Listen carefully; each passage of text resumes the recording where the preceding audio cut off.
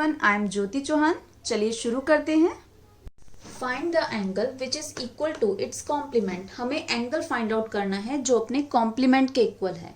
सबसे पहले आपको जो भी एंगल फाइंड आउट करना है उसको आप x लेट कर लीजिए। Let the required angle be x। अब क्योंकि वो अपने कॉम्प्लीमेंट के इक्वल है तो हम लिखेंगे measure of its complement equals to x। x क्यों लिखा? क्योंकि वो एंगल हमने x लेट किया था और क्वेश्चन में कहा गया है कि वो एंगल अपने कॉम्प्लीमेंट के इक्वल है, इसलिए इसका कॉम्प्लीमेंट भी x होगा। अब हमें पता है ये दोनों कॉम्प्लीमेंट्री एंगल्स हैं, तो कॉम्प्लीमेंट्री एंगल्स का सम कितना होता है? 90। तो आप लिखेंगे sum of complementary angles equals to 90। अब आपको ये दोनों आपके कॉम्प्लीमेंट्री एंगल है, इन दोनों का जब आप सम करेंगे तो 90 के इक्वल आएगा क्योंकि कॉम्प्लीमेंट्री एंगल का सम 90 होता है। अब आप इसको प्लस कर दीजिए, x plus x equals to 2x, 2x equals to 90। Then x आपको फाइंड आउट करना है, 2 आप उधर लेकर जाएंगे, 2 से आप इसको डिवाइड करेंगे, आंसर आ गया आपका 45, x equals to 45।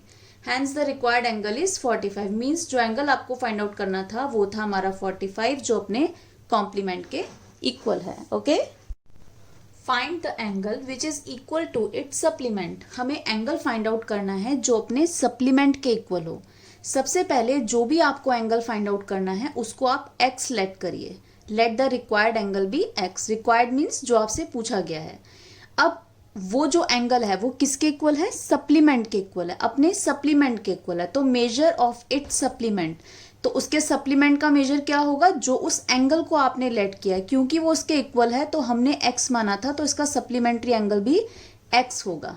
Okay, now because these two are supplementary angle, ये दोनों सप्लीमेंट्री एंगल हैं, तो हमें पता है सम ऑफ सप्लीमेंट्री एंगल्स कितना होता है? 180 degree.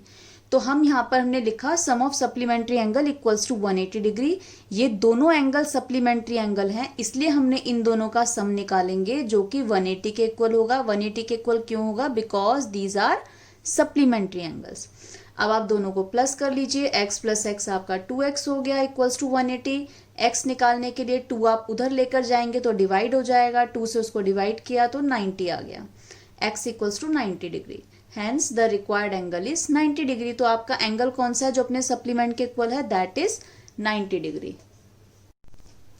Next question is angle 1 and angle 2 are supplementary angle. Angle 1 ये आपको एक फिगर दे रखी है, एंगल 1 एंड एंगल 2 ये एक स्ट्रेट लाइन पे बन रहे हैं, तो दीज आर सप्लीमेंट्री एंगल।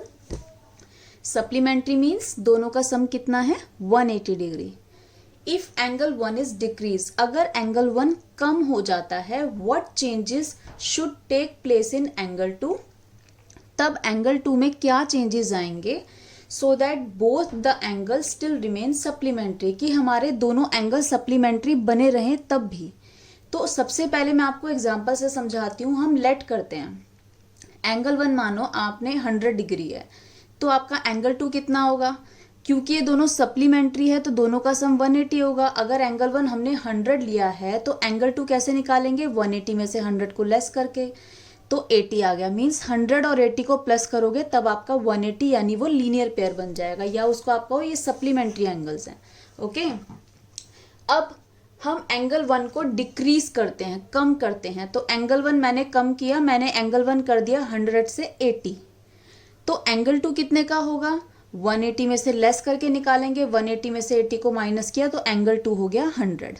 तो अब आप देखिए पहले के कंपैरिजन में क्या चेंज हुआ। जब पहले 100 था और जब हमने उसको कम किया 80, तो कितना कम हुआ वो? -20। मीन्स 20 डिग्री वो कम हुआ पहले से। पहले एंगल 2 था 80, तो अब कितना हो गया वो? 100 डिग्री। तो पहले के कंपैरिजन में वो 20 डिग्री इंक्रीज हो गया। तो इससे हमारा कंक्लूजन क्या निकला कि एंगल 2 जो होगा will increase with the same measure as the decrease in angle 1। की जब आपका एंगल 1 डिक्रीज होगा तो एंगल 2 जो है वो इंक्रीज हो जाएगा, एंगल 2 बढ़ जाएगा उतने ही मेजरमेंट से जितना एंगल 1 में डिक्रीज होगा। ओके।